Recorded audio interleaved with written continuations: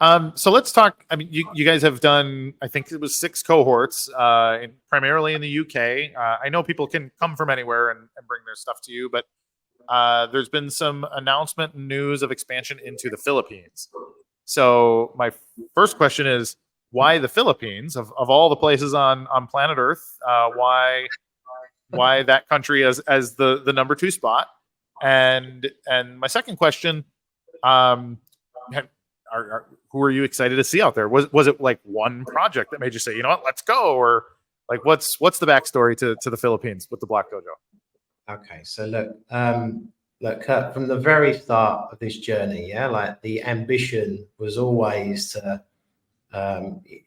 get this operational in one location, get the process like really smooth, and then essentially take that blueprint and take it to a completely different jurisdiction. This was always the ambition from the start.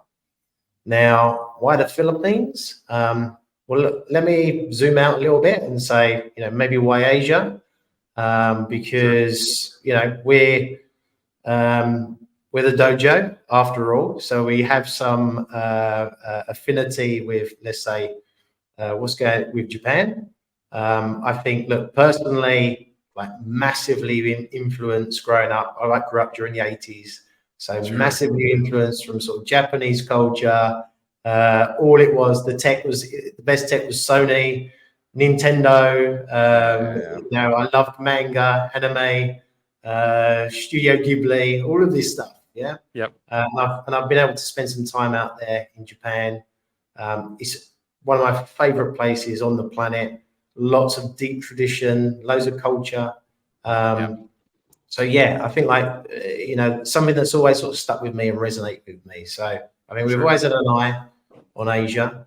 Now, also as well, I've been very fortunate, in my career when I was working at ING, working at the head office in Amsterdam, working in their chief innovation office.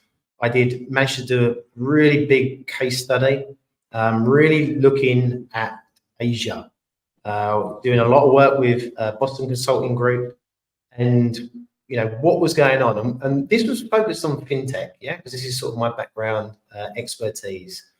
And what was really fascinating was how Asia had sort of leapfrogged, if you will, what was going on in the West, with us, in Europe and in the Americas, they'd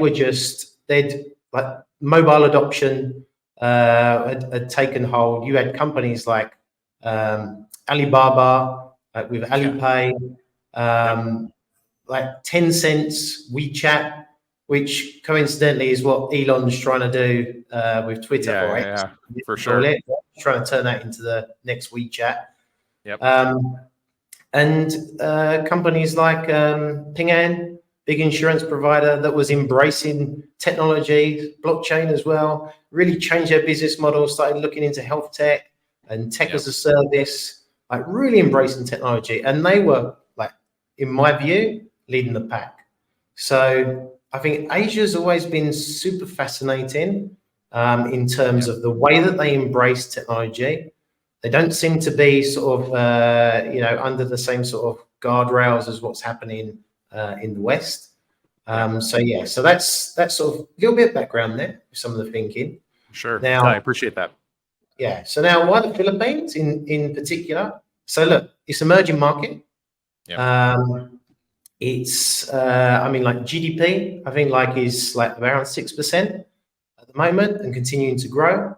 So strong trajectory there in the short term, and good trajectory both in terms of human capital and economic growth. Their president, Ferdinand Marcos Jr. Another junior. Very pro international business. They're setting up, they're encouraging international business. And I think specifically from the West, I've never worked with someone in the Philippines who wasn't excited to work with a Westerner. So just that culturally, it just makes it very easy. it's very easy. Look, right, and just on that, look, right, they're like I think it's the third next largest English speaking country on the planet. Yeah, so definitely that's, you know, we're pretty lazy in the UK. Yeah, like in terms of you know, learning multiple languages. Well, I won't, you know, I'm just saying it for myself, really, but so it's, my Tagalog is real bad. yeah, I know a little bit of French, a little bit of Spanish, a little bit of Turkish, but enough to get me by. But yeah, so yeah, English speaking, great demographics, about 113 million people there, young, very intelligent, very smart, you know, like, you know, actually a real pleasure to work with, as we found out. And so yeah, so I think like putting all of those pieces together, I think like this was where the Philippines was really a sort of stand out as a location to launch that next dojo. So